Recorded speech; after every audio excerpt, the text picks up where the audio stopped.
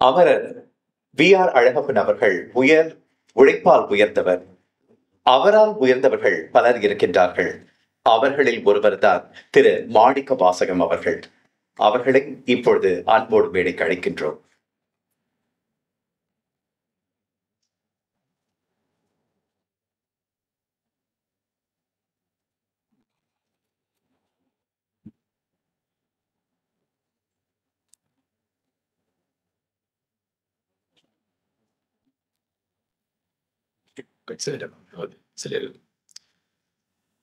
தெய்வத்தால் ஆகாதெனினும் முயற்சி தன் மெய்வருத்த கூலி தரும்.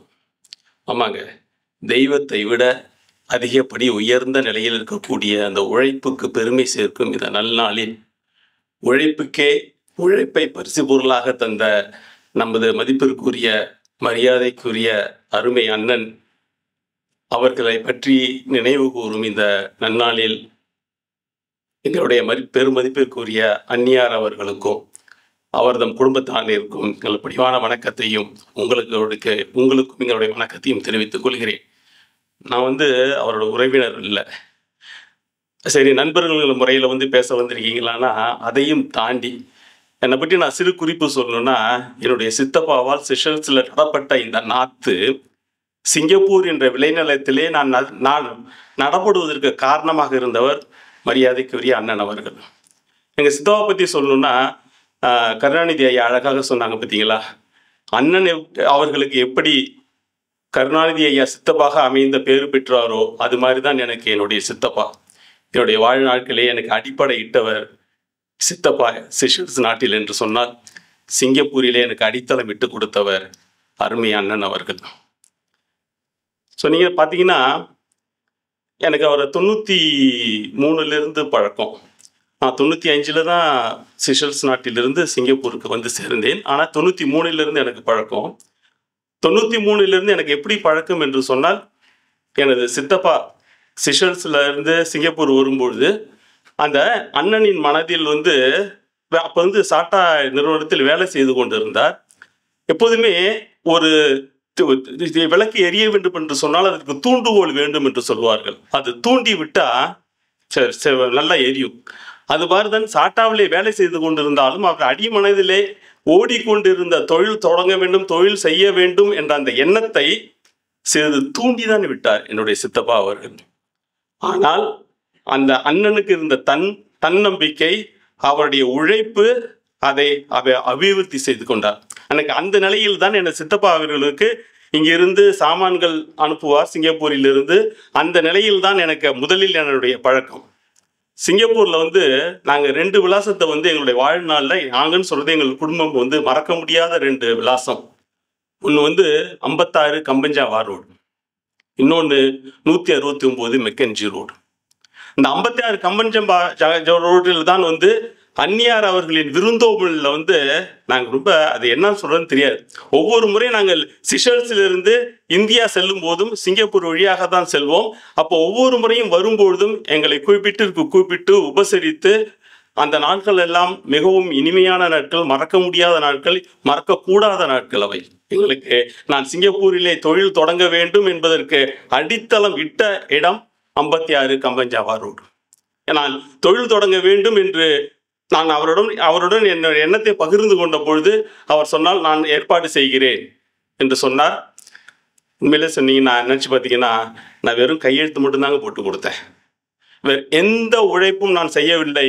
நான் 21 செப்டம்பர் 1994 ஸ்ரீவிநாயகா எக்ஸ்போர்ட்ஸ் பிரைவேட் லிமிடெட் என்று அந்த பதிவு செய்து அந்நியார் அவர்கள் தான் அன்னைக்கு பிள்ளையார் சொல்லி போட்டு முதல் இயக்குனராக இருந்தார்.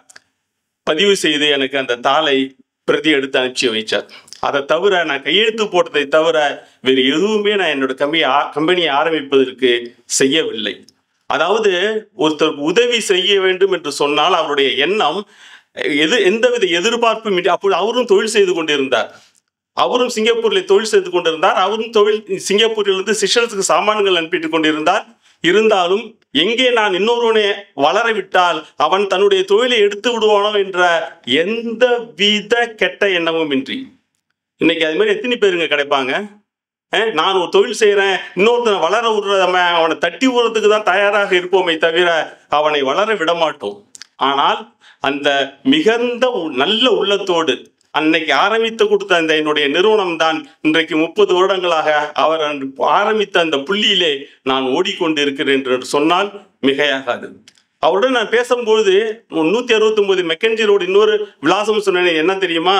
95 பிப்ரவரி மாதம் 1995 நான் சாங்கி விமான நிலையத்திலிருந்து எனது குடும்பத்துடன் என்னோட மனைவி 2 குழந்தைகள் அனைவரையும் அழைத்து கொண்டு சங்கி விமான நிலையத்தில் வந்து இறங்கும் பொழுது என்னை வரவேற்று வாகனங்கள் ஏற்பாடு செய்து கொண்டு அழகாக என்னை கொண்டு போய் குடியமர்த்தினார்.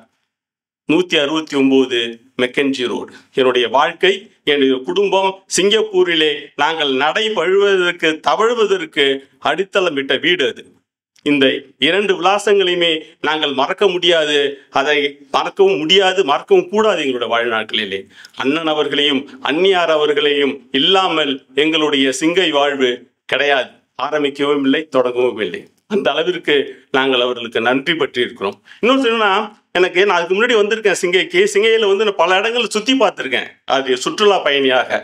ஆனால் நான் 95 சிங்கைக்கு வந்த பிறகுதான் அண்ணன் அவர்கள் என்னை ஒவ்வொரு மூலை முடுக்காக சிங்கப்பூரிலே தொழில் சார்ந்த நிறுவனங்களையும் தொழில் சார்ந்த அமைப்புகளையும் என்னை அழைத்து சென்று என் கூடவே வந்து என்னை அழைத்து சென்று அறிமுகப்படுத்தி யார் யார் எந்தெந்த பொருட்களை விற்கிறார்கள், எங்கு மலிவான விலையில் கிடைக்கும் என்ற அடிப்படை அறிவை, சிங்கை வியாபார நுணுக்கத்தை எனக்கு கற்றுக் கொடுத்த ஒரு ஆசிரியராக திகழ்ந்தார்.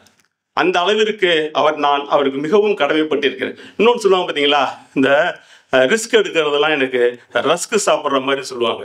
அதற்கு முழு பொருத்தமானவர் அண்ணன் அவர்கள். எந்த ஒரு தொழிலை ஆரம்பிப்பதாக இருந்தாலும் ஒரே தொழிலை செய்ய மாட்டார். எனக்கும் பல முறை அறிவுறுத்தி இருக்கிறார், நீ ஒரே தொழிலிருந்து நிலை குத்தி விடாதே, உன்னால் முடிந்தவரை உனக்கு ஏற்றவாறு உன்னால் செய்ய முடியக்கூடிய மற்ற தொழில்களையும் ஆரம்பி. அப்பொழுதுதான் ஒவ்வொரு சந்தையும் வந்து அடிக்கடி மாறக்கூடியது, ஏதாவது ஒன்று குறைந்தாலும் கூட இன்னொன்று உனக்கு கை கொடுக்கும் என்று பலவிதமான அறிவுரைகளை என்னை சொல்லி என்னை ஊக்கப்படுத்தியவர், உற்சாகப்படுத்தியவர் அண்ணன் அவர்கள். அதனால்தான் இன்னைக்கு அவர்கள் வந்து அதுக்கப்புறம் சாட்டாவிலிருந்து விலகி தனியார் தன் தொழில் தொடங்கினார். ஏன்னால் அந்த அந்த அந்த உள்ளுணர்வு, தன் மேல் வைத்திருந்தக்கூடிய அந்த தன் நம்பிக்கை விதைத்த விலையில் வந்து அவர் பெரும் ஆலமரமாக விழித்தென்று வளர்ந்திருக்கிறார். அந்நியவர்களே, குடும்பத்தார் அவர்களே, ஒன்று சொல்ல அண்ணன் என்று இல்லை, ஒன்று சொல்ல ஆசைப்படுகிறேன். ஆலமரங்களுடைய வேர்கள் வெளியில் தெரிவதில்லை, ஆனால் அதனுடைய விழுதுகள் அதனை தாங்கி பிடித்து கொண்டு பறைசாற்றி கொண்டிருக்கும். அதுபோல்தான் அண்ணன் விதைத்த அந்த விழுதுகள் சிங்கையிலேயே பலர் இருக்கிறார்கள். எங்கள் குடும்பமும் அதில் ஒரு விழுது. உங்களுக்கும் உங்கள் குடும்பத்திற்கும் என்றும் பாதுகாப்பாக இருப்போம் என்று கூறி வணங்கி விடைபெறுகிறேன். நன்றி.